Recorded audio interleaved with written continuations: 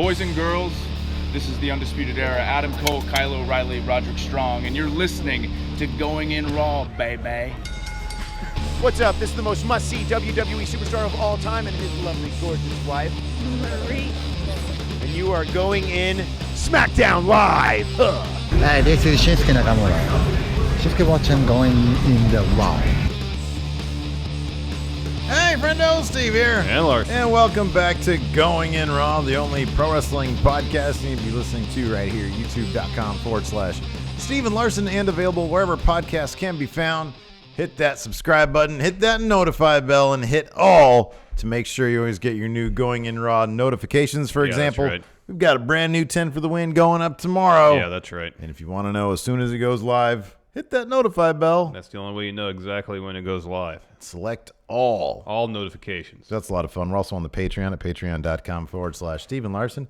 We have a variety of reward tiers over there. We've been light on the bonus episodes this week simply because it's been a holiday week, and sometimes we got to take some time off. Yeah. But next week, starting the new year, we're going to be back into the swing of things. You got that right. Like starting the second, basically, we're going to be back. Yeah, right into the swing of things. We got to relax on the first, try to get our bearings back, and then kick off fresh on the second. You got that right. But are we going to do Monday Night Raw recap? Yeah, we'll do Raw. We're going to do that, right? We'll do that, yeah. Okay, we're going to do that. And then we still have stuff planned. Like, we still have stuff going up all week long. Yeah. There'll be a video every day.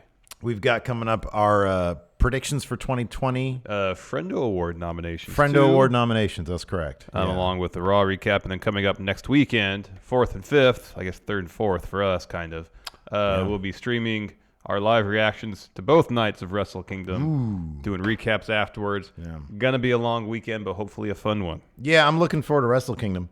Got some new patrons over the past week or so I want to give them some shout-outs. Let's see here. John Renfield, John Eric Generic, Gabriel Lopez, and Jonah Gold. Thank you Thank all. you very much for your support. We do appreciate it here at Going In Raw. And also, we've been instructed by good friendo Tim Spulak to say hello to Rachel. Yes. He met a friendo today. He was not BSing you, Rachel. He's a real person who knows us. Yes. And from what I understand, he tried to call me maybe to prove his credentials. His bona fides. I didn't mean to make him look bad in front of a friendo by not answering, but I was in bed. You were sleeping. Sleeping, and he woke me up. And it's not a side of me that you probably want to see, to be honest with you. You know, you listen to me and Larson, and then all of a sudden Tim dials me up, puts me on video FaceTime, and he said, "Hey, what do you want, dude?" Bedhead. Disgusting. Yeah. Horrifying. And you had some drool, like, crust in the corner of your mouth. Blood, oddly, coming out of... Like, streak through your hair. Where'd this come from? Who knows? A human heart. Way too many questions. In your hand. Yeah. Again, this isn't mine. Somehow you can smell the booze through the phone, which I don't even think is technology that exists yet, but it's so powerful. Yeah. Smell-o-cell. Yeah, it's horrifying. It's disgusting. Anyway. It's a smell phone. It's a smell phone. There, it's a smell phone. It's a smell phone. Where's my smell phone? Oh, gosh. That joke was about as good as SmackDown was, though. Yeah, before we kick off this SmackDown, which, I'm boozing up again during this episode of Going In Raw. You know what, man? There's a lot to like in wrestling. AEW, NXT, they're fantastic. Wrestle Kingdom's next weekend. Raw from time to time is pretty decent. For some reason, What SmackDown... the hell? You put Bruce Pritchard in charge, and it's just... Here's the thing. It's not like even... It's boring. It's just boring.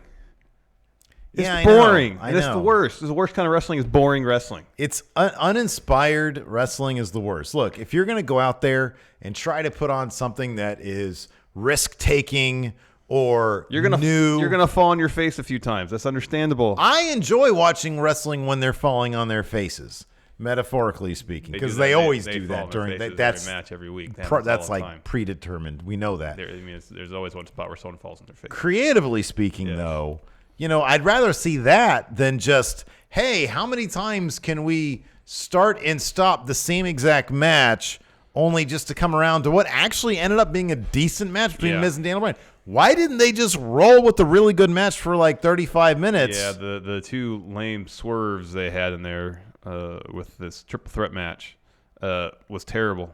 Dude. And completely unnecessary. And every Waste of single time. week lately, what have you been saying? Why is there so much Baron Corbin? So much goddamn. Like there's. I feel like a broken goddamn record, man. Here's the thing. So we got a budding angle between Otis and Mandy, and it's relatively entertaining. Yeah.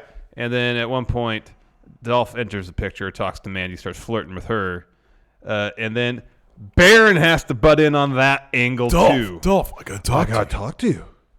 It's like, geez, Talking way too much. is every storyline going to be stained because Baron Corbin's involved with it in the near future? Yeah. Are they trying to actively drive viewers away? Maybe. I mean, hey, maybe the thing is they're trying to drive viewers to go so low that it'll be like even more of a reason to open up the wallet for CM Punk. That's all I can think. Maybe that's the deal. Punk. Otherwise, he's like, well, what do you need me for? Giving him more leverage, man. What do you need me for? Yeah, but it's a reverse psychology. I don't think that's going to work on him. I don't think that works. Anyways, it kicked off with that main event was a banger match. Though. Yeah, it was and great. I It actually kind thought Carmella versus Dana. Wasn't bad. Not Dana Brooke. Mandy Rose was actually pretty good. It was short, but yeah, it was quality. too short. Even the 6-man tag match was fun. But it was a house show match.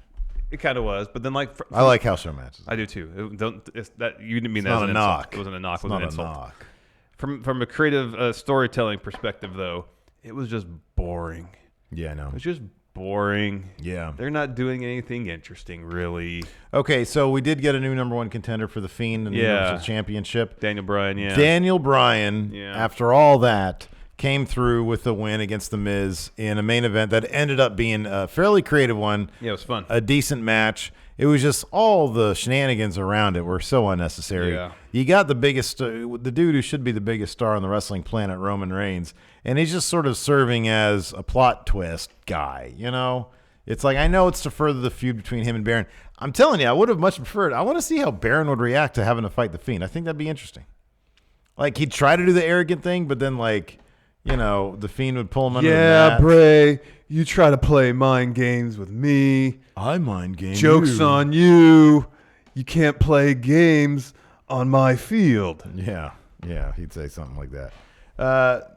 You know, but I'm not going to say no to another Daniel Bryan. What did you make of so Daniel Bryan ended up winning that main event. Yeah. And then the Fiend, the Firefly Funhouse Bray shows up on the big screen and he says, Fiend's not done with you. He's not done with you yet. Are you willing to do what it takes? Are you willing to let him in? is there a specific thing that he's talking about there? There may be, but in a more general sense, those who have previously feuded with the Fiend have all They have to let go of their morals. They've all allowed the darkness to enter them. Yeah, right. And have come out of it at some point heels, essentially. So Yeah. I guess what what Firefly Bray is talking about is, are you willing to go to the darkest corners of your being to try to defeat the Fiend? Mm-hmm. And if in doing so, what are you sacrificing by doing that? Yeah. And of course, we just saw Daniel Bryan come back around kind of to yes, Daniel Bryan, even though it seems like that's a kind of a Band-Aid to a degree, because he's not in any other capacity, say for his Titantron. Yes, Daniel Bryan, you know, he shaved all his hair off. He looks like American Dragon Daniel Bryan or Bryan Danielson. Yeah.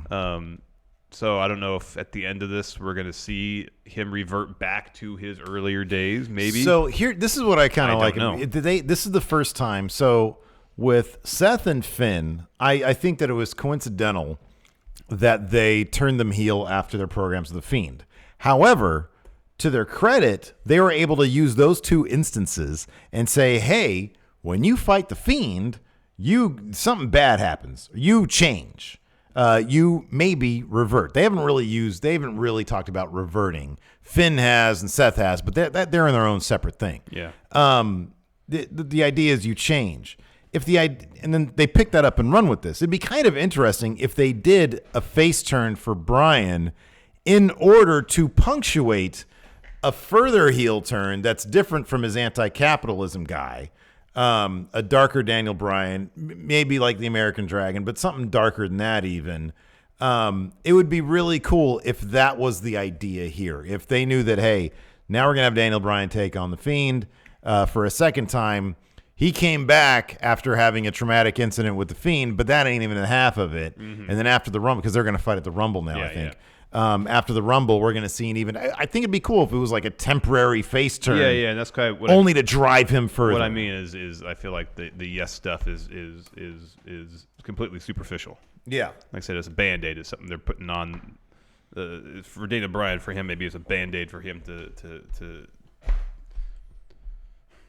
know who he is to think he knows who he is at this particular time, because maybe at a certain degree he's lost. It's also an easy way to tell the crowd, hey, he's a good guy. Yeah. You know? It's like, hey, there's no mistake about it. He's doing the yes movement thing, so, that's where we're at.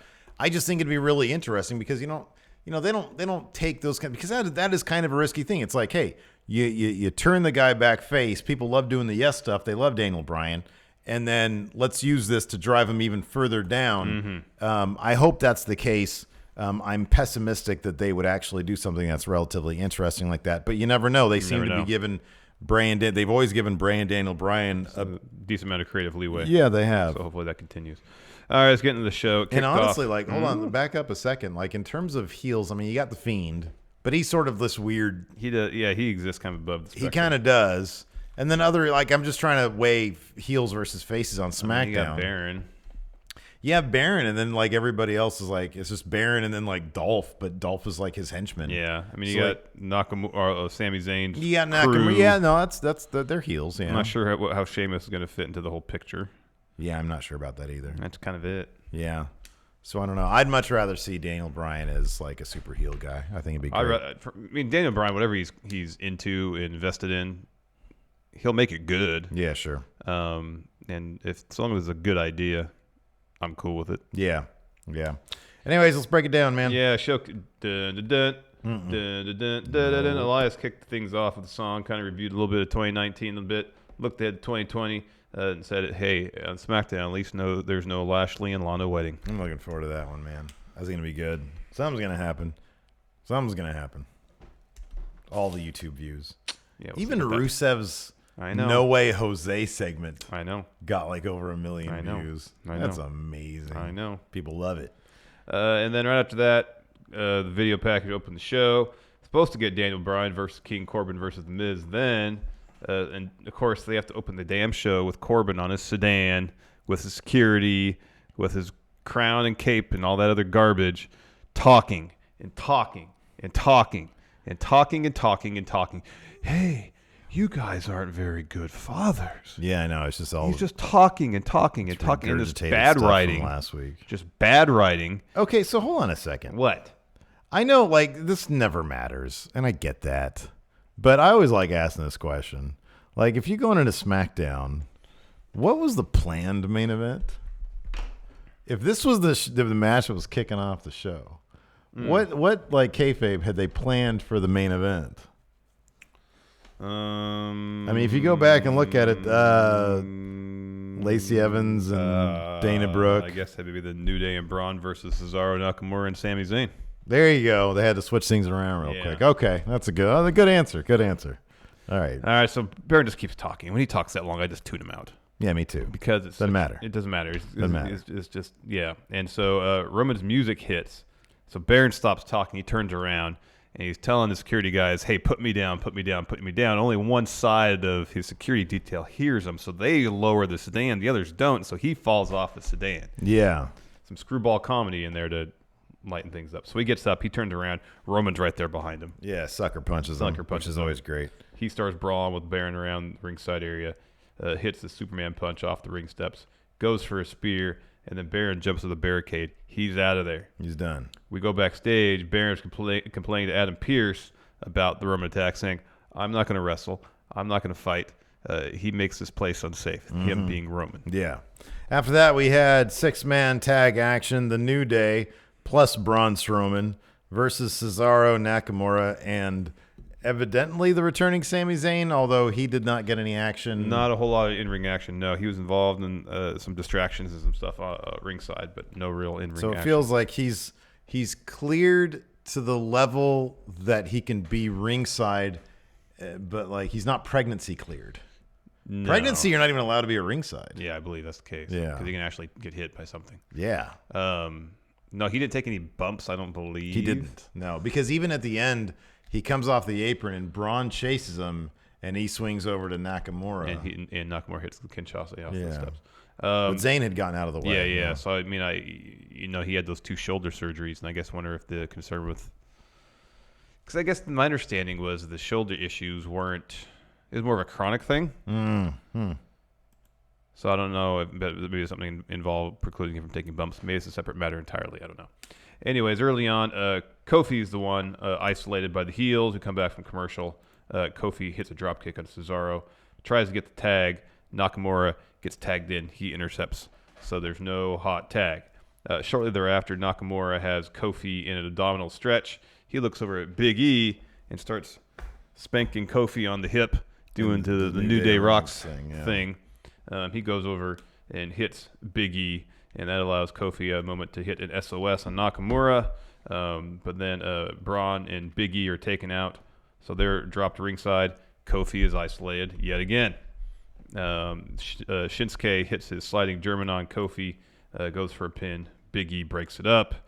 Braun eventually does get the hot tag. He clears the ring. He's like, hey, there's no one in the ring. They're all ringside. Shoulder tackle time. So he hits a couple. He sees Sammy, chases after him. Sammy runs around the ring until he reaches the ring steps. There, Nakamura jumps off the ring steps, hits Braun with a knee. We go back in the ring. Nakamura's going for a Kinshasa. Instead, Braun hits him with the lariat. Goes for a power slam. Cesaro pulls Nakamura out of that predicament. There's a bunch of chaos happening. Amongst that, Nakamura grabs the New Day's pancake platter, is about to hit Braun with it. Kofi comes up from behind him, grabs it, hits Nakamura with it, which allows Braun to hit a power slam on Nakamura for the win. But that's not it. After that, the New Day start cutting a promo because Braun is leaving. They're like, hold on, big fella, hold on. You're the monster among men, but you got some hips on you. The people want to see you move your hips. Yeah. And so Braun thinks about it, backs up big because they're all pressuring him. Peer pressure. I mean, like they're literally grabbing him by his hips. And they start touching his hips and trying to get them to move. So he backs both of them into different corners, and then he gets in the middle, thinks about it, turns to the guy who evidently has control of the soundboard, and he nods his head. The music, New Day's music, kicks back in, and he does the worst dancing I've seen since Elaine Bennett. I know, it's bad. This was hilariously bad. It was very much a house show moment. I was all about it. I like it. I want to see Braun have the Intercontinental Championship. Man, you can push this guy. Here's the thing. I know he's supposed to be this big monster guy, but we're past that, okay? We've seen too many facets of Braun Strowman for him to go back to being a monster that just destroys everything mindlessly. So you get stuff like this where he dances and he looks like an idiot. But that's the Braun Strowman that I'm cool with, and I'd like to see him get back into like actually competing for titles.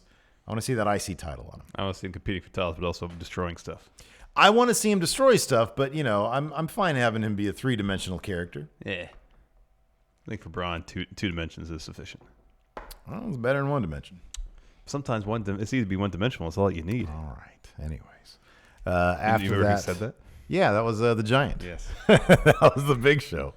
And he was the Giant. He was the Giant. It was the Giant at the time. Yeah, it's easy to be 1-dimensional, and that's all that you need. Who was it that accused him of being 1-dimensional? Probably Nash. Probably. Because they had a great rivalry. Yeah. Remember when Nash tried to freaking jackknife the Big Show and or dropped Giant and dropped him on his head? But then later on, he actually did successfully. I know, it was very impressive. Yeah, I know. Then when I used to play flag football before I started playing again here when I was an old man, more recently, I'd watch that powerbomb to get me hyped up. Yeah. Because wow, that's impressive. It's Nash. very impressive, I know. Power bombing. I wonder why his knees are shot. And apparently people are giving Nash static right now because he can't go on the Jericho cruise, even though he had been advertised and he had agreed to it. He got a juicy movie role with crap. There are people in it that are like, I think maybe it's like an Alec Baldwin movie or something like that. With like legit people, and he's like, man, I got this great opportunity to be in a movie, and people are giving me static. Kevin, don't listen to Twitter, man. No. Don't listen to that. No, people just they want to see you, they like you, but you do what's best for you, and we'll be there for you. Yeah, I want Kevin Nash to know that. Yeah, I mean, getting a good movie role is going to do more for Kevin Nash long term. Yeah, right. Than 3 days or a week, whatever it is, on the Jericho's Rockin' Rager. He does a lot of conventions. He does like he's at all the StarCasts. I know. He probably does WrestleCon too. Yeah. Kevin Nash makes himself very available to wrestling fans. He does. He's terrific. You get at the end of the day, Kevin Nash, you got to do his best for Big Daddy Cool. Just go and do those freaking movies, man. Yeah, that's what I say. Yeah. Next, Sonya Deville's backstage signing some programs. Up walks Mandy Rose. She's like, "Hey, how come we didn't have my back last week?" And Sonya's like, "Well, have mine, essentially." Yeah. And if you want, and then Mandy's like, "Okay, I want you to come down to my match ringside." And Sonya's like, "Okay, let me finish signing these programs." There's like 5 of them. Yeah, and so she picks them up and leaves. She leaves. And then Otis walks in. Hi, Mandy. He says, "Here, my mom made you fruitcake. My mom made you fruitcake. I'd like to give this to you." So he apologizes. There's fruit in it. Apologizes for sweating all over her last week. Yeah. Because that's one thing. Oh, that's why Mandy said she didn't show up for Sonya's match last week, because she was covering Otis' sweat in the new dress. It was embarrassing. Yeah. But then here she tells Otis she was cool with it. She says, "Sweat happens, Otis. Sweat happens. But I gotta leave because I got a match right now." And she and it's all awkward and silent. And she's like, "Okay, bye." And then he's like, he reaches out for her. Yeah, he's all tongue-tied. I loved it. It's great. It was a good performance on Otis's part. Otis is awesome. Next, we have Carmella versus Mandy Rose. Carmella got a bit of a picture-in-picture promo, although it went full screen eventually. And she says, "Mandy, you've made a mistake," but I don't recall what the mistake referred to. Oh, I didn't listen to any of this promo. Yeah, I can't remember. Maybe I know they had a match, I think recently, maybe not. Anyway, prior to this one, of course. This was a fun match, though. Mandy Rose has one of the better jumping knees in all of wrestling at this point. You got Kenny, you got Buddy Murphy, and then you got to put Mandy Rose in the conversation after them. I agree completely. We got one of the best super kicks with Carmella versus one of the best V triggers with Mandy Rose. You got that right. Why didn't this match go 15 long? Hell, give him 30. Give him 30 minutes. You could cut everything else off this episode except probably the Daniel Bryan Miz main event, just the two of them. Yeah, but I wanted to see Braun swivel them hips. That was good. And go to a house show. Man, I don't want to leave my couch. Get out of here with that. Go to a house show. Where are they? They were in Cincinnati the other day. Yeah, we could have ran to a good friend, O'Shawn Ross Sapp. Hey, YouTube, give him his damn YouTube back. Yeah, give him his YouTube back. Gee whiz. This is 2020. What do we got to tell you to give him his YouTube quite back? 2020, but yes. Yeah, it's pretty darn close. It is in close. Australia by now it is. It's not true. It's just tomorrow. Carmella won with a super kick. Yeah, it was a fun match, though. It was a fun match. And we're still unsure, but we believe Carmella said F word. Oh, man. She said, "Fuck you." Well, I was trying to not say the word because we ain't got no sponsors in this episode, we could be demonetized, potentially, maybe. Light profanity keeps ads. That allows us to use one F. I think it said we can use one fuck. Right. Well, you use two, damn it. Fuck it. 3, demonetized. Anyways, Carmella wins super kick. What does this mean for Mandy? Who knows? Another Sheamus promo. Didn't pay attention to this. No, we did. Remember this time? No, we were singing "In the Year 2000" because he's got the flashlight under his stupid face. Yeah, he's yapping about opportunity, busting down doors, So now it's not about. Is he gonna bro kick doors? It's not the solo SmackDown. In the year 2000, I'm gonna bro kick a door in the year 2000. Yeah. So can we just fast forward? I picked him up in our fantasy draft. Can he please just have some jobber matches already? Come on now. Anyways, again, Daniel Bryan versus The Miz because Baron Corbin took himself out of the match. And I'm going to pat myself in the back here because early on I was like, this match isn't going to happen. Yeah, I know. Good job. Good early prediction right there. Yeah, I know. Hopefully the rest of my predictions. It's up on January 1st, by the way. Hopefully they come just as true as this one. Daniel Bryan and Miz hit double fun splashes into each other. And then Baron's security, hey, go attack them, come running out, resulting in a double DQ. But then their local enhancement talent, Daniel Bryan and The Miz, have no problem clearing the ring. I believe Miz hits skull-crushing finale on one, Daniel Bryan and D+ on another. We go backstage. Baron's talking. Oh, we skipped over one part earlier. Sorry, where Baron said he refuses to compete in the triple threat. He wants the match postponed. This is what Kayla made this announcement. And then WWE's like, no. This match is going to happen. It's going to be Miz versus Bryan, though. If you're not going to wrestle it, then you're just not in the match. Yeah. And that's why he sent out security. Failed to mention that very important detail. So Baron's being interviewed at Gorilla. He says Miz and Bryan shouldn't be out there competing without him, but he says he can't be because Roman makes SmackDown an unsafe work environment. He's told that Roman has been asked to leave the venue. What? Oh. Well, if that's really happened, then I'll find competing. I'm going to be competing right now. I'll do it now. But then Daniel Bryan and Miz run backstage to they Gorilla. see this all in the Tron taking place. They know where that location is. It's right next to the Tron. It's like right through that curtain at the top of the stage. So they just go running to the curtain where they know on the other side is Baron. Because Daniel Bryan, by this point, twice, they know this intimately. Has come out of that curtain. So they go to the curtain, and they blast through it. And while Daniel Bryan sort of takes out the security, Baron Corbin makes a quick escape, but the Miz is hot on his trail. So that's where we're at with that. After that, a moment of bliss returns to SmackDown Live, this time with guest Lacey Evans. So she was talking about how mad she was about... She's talking about her kid a lot. Yeah, she's mad that Sasha was talking trash to her kid. Yeah. Her kid didn't seem to mind at all. No, her kid was into it. Yeah. And then the dude who was holding the kid, he was fine with it too. Yeah. So evidently Lacey Evans is the only person who cares. Yeah, but she was going on. I kind of prefer Lacey as a heel.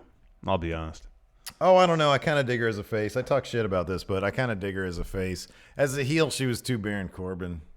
It was like, I didn't necessarily think that was the case in NXT, though. I don't think she was necessarily as Baron Corbin as she is in the main roster. Yeah, I agree. I just think they rolled her out in a not great way. Oh, totally. And, of course, it didn't help that they had her in a tag match with Baron Corbin. Yeah, I know. That's at that point, I was just like, oh, it's the same person. All right, and then so she's going on. She's upset with Sasha, and then she's like, I'm not going to turn my back on them and get attacked from behind. Meanwhile, she's in a chair like we are. The situation, say you're Alexa Bliss, I'm Lacey Evans. That same curtain that Daniel Bryan and the Miz just ran through is literally behind her. It's a Wild Bill Hickok situation. They could have run out of there and attacked her at any moment. Yeah. If that's the case, turn your chair around. Do a moment of bliss. Go ahead. Like this. Let's see how this looks. Oh, this looks great. Maybe this is what Wayne was talking about when he said he wanted us to like be in a different So position. she should have done the whole show like this. You could have done some good camera angles, but then she's looking at the monitor. This is weird. Or looking at the curtain. It is weird. I'm not going to do the whole show like this. I'm not into this. But if she was really careful and wanted to be aware that someone's going to attack her from behind, don't leave your back exposed. Turn the fuck around is your point. Yes. Yeah. I get you. Anyways. So, yeah. So she goes down the ring and says, I'm not going to be attacked from behind. I'm going to face some head-on. She's supposed to be in a tag match against Sasha and Bayley. Her partner's Dana Brooke. Dana's music hits. Sasha and Bayley are dragging her out to the stage. Yeah. Bayley knees her. Dana Brooke, we can speculate. Too busy looking at her DMs. Dave Bautista, and his body parts, I'm assuming invading her DMs in response to her sending pictures of her body parts. And then boom, she gets attacked because she ain't keeping her eye on the prize, which is tag team action. Exactly. Sasha, if she has a mic, she says, Lacey, you may be a good mother, but you're a terrible tag team partner. Dang. At least you called her a good mother. Shouldn't Lacey be cool with that? Well, she said maybe. Oh. Yeah, maybe. Lacey runs up the ramp. Brawl breaks out. Refs break it up. We go to commercial. We come back. We get our scheduled tag match. Mm-hmm. Early on, Dana is isolated. She eventually, though, does get a hot tag because she knocks Bayley off the apron, and then it's a step of Enziguri on Sasha. Lacey comes in. She clears house, of course. That's how hot tags generally work. Pretty much, yeah. She hits a moonsault on Bayley. Sasha breaks up the pin. Sasha leaves the ring. Lacey, she ends up ringside, realizes, oh, that's Sasha. I want to beat her up. In the wood. Yeah, chases after her around ringside. Sasha gets back in the ring. Lacey follows, and she runs right into a Bayley to belly. Dana's in to break the pin, though. Yes. Dana then tags herself in, and then Lacey hits Bayley kind of inadvertently. I think she was aiming for Sasha with a woman's right, and then Dana tries to roll up Sasha. Sasha kicks out right into a bank statement. It was really smooth. It looked great. Yeah, no, it was good. And Dana taps out. Yeah, Dana's roll-up was pretty weak. But otherwise, she was a good performance from her. All that time on main event, I think, has really helped. No Batista bomb, though. Yeah, that really bummed me out. I think her odds of winning would have been vastly improved had she hit a Batista bomb. Generally speaking, that's true of any match. After that, we had Mandy Rose backstage. This is a really long segment. So she, the fruitcake is just sort of sitting there like she's about to have a conversation. Yeah, she doesn't like seem upset that she just lost a match, too. She's like, oh. Yeah, she ain't selling the match. Fruitcake, I'll try some. I'll be honest with you. I'm not a fan of fruitcake. If it's like a super, like a cake. That one looked like it actually had cake. Yeah. It wasn't like fruitcake is what? Candied fruit that's like molded together in like a brick? Oh, I think usually it has cake in it. I think it has like a lot of cake in it. I don't know. I've had some fruitcake with cake in it. In any event, so she's sort of picking at it, like digging her finger into the frosting. She tries the frosting. It doesn't seem offensive to her. Anyways, Dolph walks up to her and says, "You got any plans for 2020 for like the New Year's, right?" Is that what? Yeah. And she's like, "No, not really." He's like, "I got plans really? and stuff, but..." He's like, "I'm super busy." It's sort of like the convention of like, the high school jock coming up to a girl being like, "Hey, babe, what's going on?" He's trying to hit on her essentially. But then he like grabs a fruitcake and he's like, "Hey," he tries multiple tactics here to make Otis look like an asshole. He's like, he gave one of these to everybody, which seems unlikely. And then he's like, "What would Otis, a slob, know about a woman like you?" But before that, he said, "Yeah, I heard someone found a roach in one of their fruitcakes." That's, obviously a lie. Then he very gently like puts down the cake on the floor, which is, even if there's a roach in it, that's weird. Yeah, dump it. Just burn it with fire. There's probably burn it with fire. Take a flamethrower to it. You don't want to eat something with a cockroach in it. I mean, do you really need to burn it though? Can you just put it in the garbage? That's a bit unnecessary. No, it is. I know, but I'm just saying it'd be funny. It's good for comedy. Exactly. That's my point. Is like you put it down tenderly on the ground. Man, you got to watch that Once Upon a Time in Hollywood. There's two great flamethrower scenes. Oh wow. Yeah. I finally got to the boar on the floor. Oh, I just like boar on the floor. That's crazy, man. Oh, I loved boar on the floor. It's so dark. It is. It's so dark. Oh man. So yeah. Then anyways, he's like, he says, Otis wouldn't know anything about women like you, and he goes and then takes his Jordan mids, pristine Jordans. Yeah, and Jordan 1 mids, and then steps on it, and he makes some comments like, "Oh, these are Jordans." These are Jordans. It's like, yeah, dude, you just got it all over your Jordan. And then Baron comes in. "Dolph, I need to talk to you." Yeah. After that, Mustafa Ali dropped a promo trying to dig himself out of the hole he found him in since he got injured. He was talking about 2019 sucked, but and he's sort of in the shadows, and then he comes into the light to beat the metaphor over the head, and he says, "Well, now I'm in the light, and I'm going to be a champion." But he's like, "Hey, I did a lot of good things. I show people that." I'm defying the stereotypes. I'm showing people that a guy looks like me. I'm not a bad guy. It was pretty cool. It was good stuff. Yeah. So hopefully they'll actually make good on this. I really love the kid. I think he's fantastic. I want to see him pick up some championship gold. Same. Maybe he'll get that 24/7 title. Nah, he needs a more valuable prize than that. What is it? IC? Oh, I'm not doing anything with the IC title. He's perfect for the IC title. Mm-hmm. After that, Otis is backstage, and he's so this is great because like he comes and he sees that Mandy Rose evidently just left that cake there on the ground in a disaster and a mess, right? Yeah. She didn't go get somebody to say, "Hey," or just for God's sakes, you're done with your match. You haven't showered yet, obviously. Just get a little dirty and put the cake on the plate and put it back up. Maybe search out Otis and say, "Hey, Dolph's kind of a dick. He came in and stepped on your cake, and I couldn't really do anything about it." Yeah.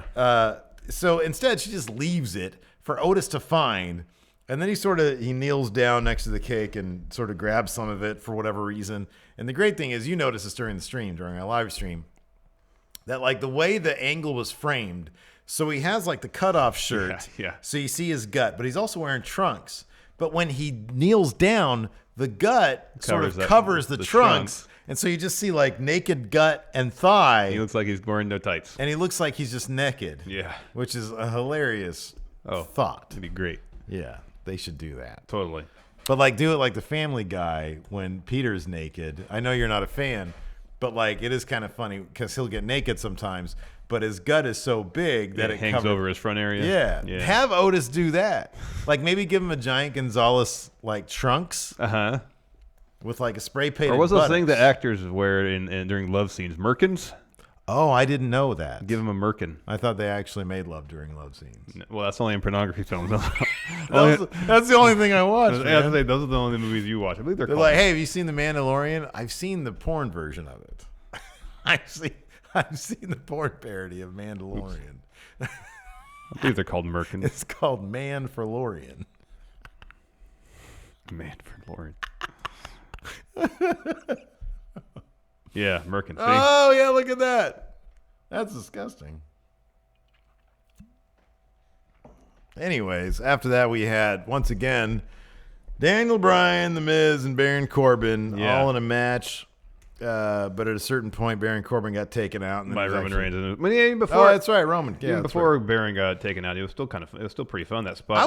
Here's the thing. I was really looking forward to these three having like 30 minutes of action. Hell yeah, man. I was really looking forward to that. Without all these switcheroos. Yeah. So early on, Daniel Bryan hits suicide dive on Corbin. Miz tries to do a wrecking ball drop kick. Daniel Bryan gets out of the way, and then rams him into the ring post, follows with the knee off the apron of the Miz. But then Baron gets Daniel Bryan, tosses him in the timekeeper area. He concentrates his offense on the Miz for a while. Eventually, though, Miz and Daniel Bryan, they join forces for some double-team offense. But then Corbin hits a deep six on the Miz. Bryan follows with a missile dropkick, go to commercial and come back. Some more stuff happens. This is when things got really creative. So the Miz puts Corbin in a figure four. Mm-hmm. So Baron's there selling it. And then Bryan jumps off the top rope with a flying headbutt and then covers. And Miz is like, oh, gosh, I can't get out of this situation. Baron kicks out. And then Bryan flips Corbin and Miz over. The figure four is still locked in. Yeah. Daniel Bryan reverses the pressure of the figure four. So Miz is hurting. Yeah. Locks in a yes lock on Corbin. Yeah. Miz has to undo the figure four and then breaks up the submission. It was actually really well done. It was. Baron then hits an end of days on the Miz. Daniel Bryan breaks up that pin. Bryan goes for end of days on Baron. He escapes, hit a knee plus instead. He crawls over to try to make the pin. Dolph's in there. He super kicks Daniel Bryan. Baron covers Daniel Bryan. Roman's there. He pulls Corbin off the pin. He drops both Baron and Dolph. Mm-hmm. And by this time, by the way, the crowd was going crazy. And in fact, we just got a super chat from a friendo. Who was this? Jeffrey Pridemore. Says, just got home from the show with my wife. May have been the live crowd atmosphere, but it felt like a good SmackDown. That's great. That's awesome. Yes. It didn't really translate on TV, in my opinion. No. If you enjoyed it, that's awesome. awesome. That's the thing is, like, the matches. The crowd seemed to be having a good time, and that's the great. matches were all pretty solid. Yeah, they were. You know. And it just felt SmackDown lately has just felt a bit on the empty side. I don't know what it is. Maybe it's because there's nothing interesting going on creatively for the most part. Yeah, I know, but also sometimes, like, I don't know. Like, I feel like still their biggest heel is Baron Corbin, and that's a huge major problem. That's a huge problem because you've got your biggest face, arguably Roman Reigns, in it with Baron Corbin, which is, you should have your top heel against your top face, but the top heel is just so boring. Yeah. And they're not really giving me anything good, and Baron really shouldn't be your top heel. No, that's kind of the major thing is Baron shouldn't be your top anything. And that's top henchman. Yeah. So, I don't know. Yeah. So we'll go commercial, come back. Miz starts working over Daniel Bryan's leg. He hits his great shin breaker off the second rope. That was awesome. That was great, yeah. Follows with some yes kicks. Daniel Bryan catches the last one of those, slaps the Miz, hits him with his own yes kicks, while still selling the leg. Miz catches his last yes kick and then starts working Daniel Bryan's leg again. Daniel Bryan tries to lock in a yes lock. Miz bites Daniel Bryan's hand to fend him off. Miz avoids a knee plus, goes right into a skull-crushing finale. Daniel Bryan kicks out. Miz, like knowing Daniel Bryan is going to kick out, apparently already had one of his legs ready in position for a figure four. He locks it in. He and Daniel Bryan start brawling, trading blows in the midst of a figure four, but because of that, Daniel Bryan can escape. He tries to lock in a yes lock. Miz is kind of fighting it off, and this is like the perfect amount of awkward, fighting involved too. It was good. And then Daniel Bryan transitions from that into the rings of Saturn, and then from that into the yes lock. Miz has to tap. Yeah. So Daniel Bryan is your number one contender for the Universal title. Speaking of which, the Universal Champion Bray Wyatt showed up in Firefly Funhouse on the big screen. He says, as we mentioned sort of at the start of the show, the Fiend is not done with him, and he asked Bryan, "Are you willing to do whatever it takes? Let him in. Let him in."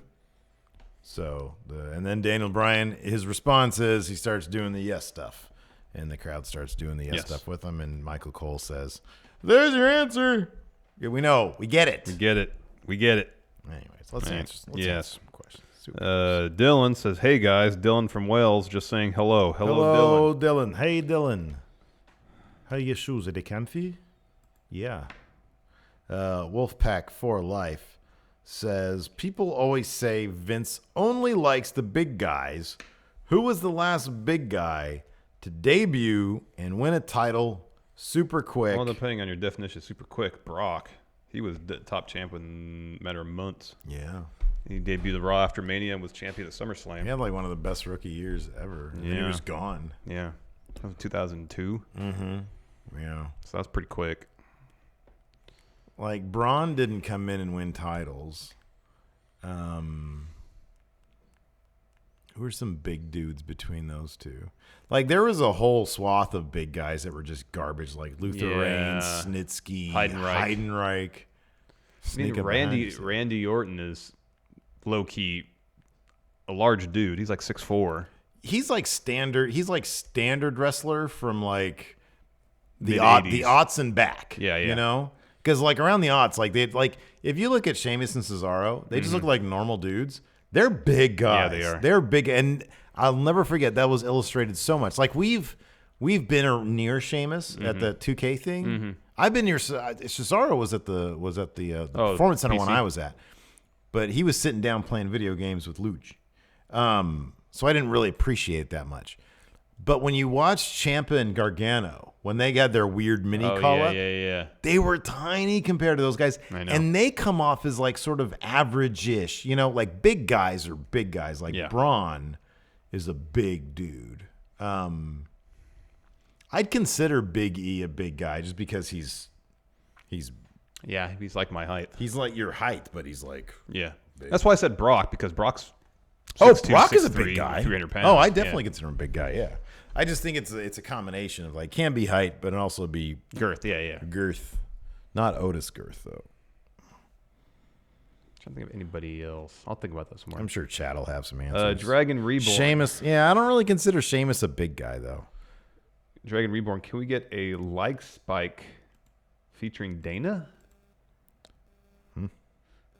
Does he mean like an ad for, like we encourage people to hit that like button? Can you get a like featuring Dan? I don't know what that means. Let me. No, Dana.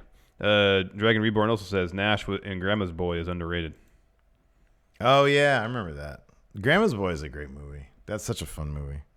S8 New Year's resolutions for WWE superstars and creative. Have a plan, creative. Oh, dude, just sit down and do a treatment for 2020. That's all you got to do. Mm-hmm. Do a treatment. You have to do every Pay-per-view to little pay-per-view. detail. Just pay-per-view to pay-per-view. Yeah.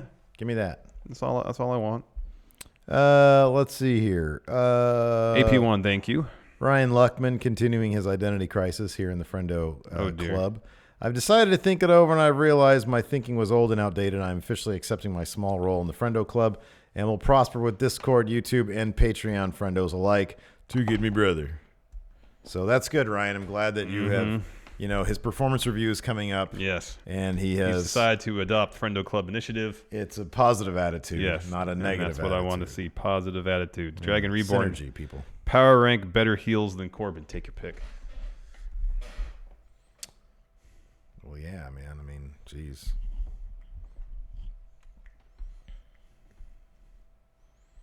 Shayna Baszler. Mm-hmm. Asuka. Mm-hmm.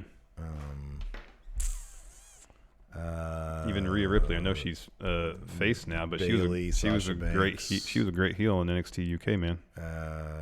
Wait, who'd you mention? Rhea Ripley. Oh, she was terrific, and Jazzy Gobbert, Ginny, Joe Coffey, Walter and Imperium. Walter. Yeah, the Coffee guys, Gallus, Jordan Devlin. Yeah, man. Oh, terrific. Who else is on main roster? Oh, Seth Rollins. Yeah. AOP.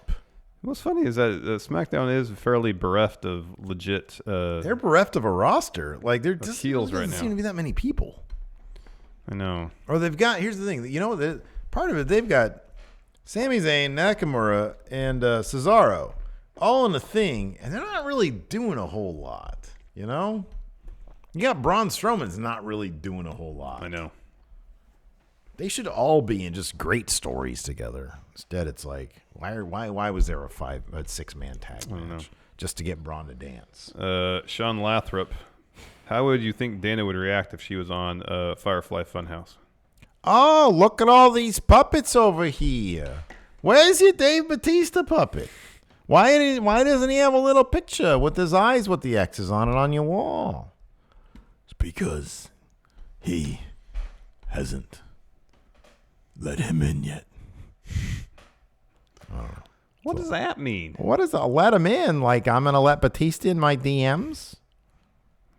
Jake Mountford, what did you guys think of that Ali promo? Do you see a positive 2020 for him? I hope we liked so. it. I like this promo. I like the promos he did in his own better. Me too. Those are great. Those are awesome. Those are really good. Yeah. I think Mustafa Ali is like one of the best. He seems like a great dude. Yep. He's a great wrestler. Yes. He's got a very specific idea of what the character he wants to portray on TV. Correct. And I like everything about him. Yes. I want him to be wildly successful. So I hope 2020 turns out to be. I hope all the opportunity that he missed out on 2019 comes his way again in 2020 and then some. Yeah, me That's too. what I want to see. Me too. That'd be great. Alex Foster, if Baron ever comes on Going in Raw, do you wonder how he'll feel about your jokes? At this point, I don't care. Well, it'd be hard to display that level of apathy if the man is standing right here. I hope that he would appreciate them. I would hope too, but if not, no, whatever. You know, he's standing right here. It'd be, I don't like awkward moments, man. That's my thing. I don't want an awkward moment. So I don't know if he ever shows up on the show, if he ever comes through that door. He's like, "Why are you always talking trash about me?" Well, I mean, it's not all. I think Baron. It's a complex question. It's a complex question. I understand. It's not entirely your fault. Sometimes you handed crap scripts to read. Yeah. That being said, someone should know that you are not a featured attraction. See, here's the thing. 100%. You would not say that to his face, man. No, I'm too nice of a guy to say that. Oh, man, we think you're great. Really? What if he has like his own? Well, let's take a look at the footage, and he like somehow there's a Tron that appears, and it's like us running him down. You know that scene in Airplane where then the air traffic control and someone just jumps out the window to avoid that situation entirely? That tiny window up there. Oh, right there, you squeeze through. Just suicide dive right through it. That's good. Yeah, me too. I know. That's why I'm kind of glad I was never put in a position to like confront him.